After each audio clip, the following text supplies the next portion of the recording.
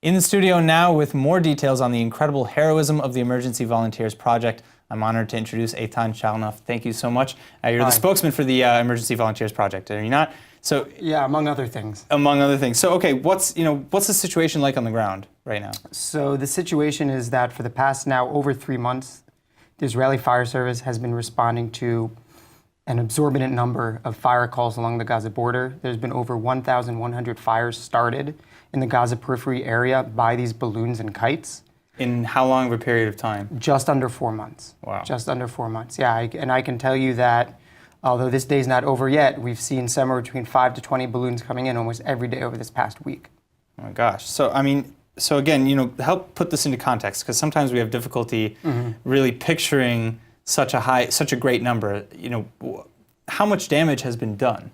So I think that, let's not get into the numbers, because saying how many dunams have been burned is not something that's easily quantifiable. Exactly. And it's much easier to simply say that once you cross the boundary of basically Sderot, whether you're coming from the north-south or from the east to the west, you just see increasingly large patches of black until you get right up close to the border and just everything is charred black. Ground that would usually be green and brown is just black.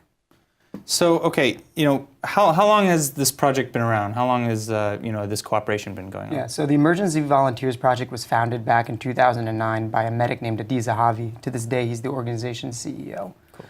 The goal is very simple: to bring over American emergency responders, firefighters, medical personnel, community volunteers in times of crisis.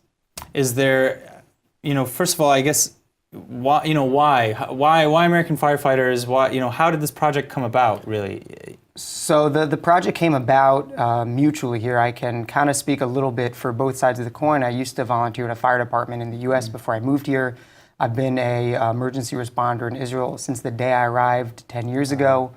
The need exists in Israel because we have an X number of resources in our emergency services. And in times of crisis, that doesn't necessarily grow because we can't rely on our neighbors to help us. That's what motivated us to start the program. On the American side, I think the answer is very simple. First of all, you have to understand most of our volunteers aren't even Jewish. Most of the guys here today, we have 10 firefighters who've flown in on this deployment. Most of them have no obvious connection to Israel, let's say. Are they knowledgeable or involved in any way in politics? Do they know what's going on here? Most of them are just average American guys who are volunteer career firefighters who, I spent a lot of time with them, so I've gotten to ask them, what are you doing here? Why are you here? Yeah. And, they left their families, they left their jobs. Some of them, this is, vacation time for them instead of being at the beach with their family. And the answer amongst almost everybody was one of two things, and sometimes a combination of both, because you guys asked us to come. Sure. And some of them will say, in America, everybody has an affinity for Israel, so of course we were going to come. Is anything, are they changed at all before they leave? I know, I'm sorry, I don't really understand the question. How do maybe their views change in some way, or do they form any new views? Because you're saying, some of them come without any notions or preconceived notions. Of course. So I think that, participation in this program, and it's not a one-off. It's not just that we call out random firefighters and say, hey, come help us. These guys go through trainings in advance in deep partnership with the Israeli Fire Service. We fly over instructors there. We fly firefighters here for training. And so a lot of them build extremely deep bonds with Israel. And some of their best friends today are the Israeli firefighters that they're working with. For some of them, this is their second or third deployment, or their fifth or sixth time in Israel for various trainings or deployments. And they built very, very close friends.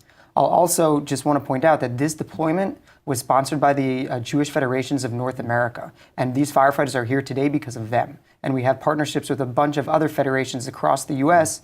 who help fund the trainings that we do.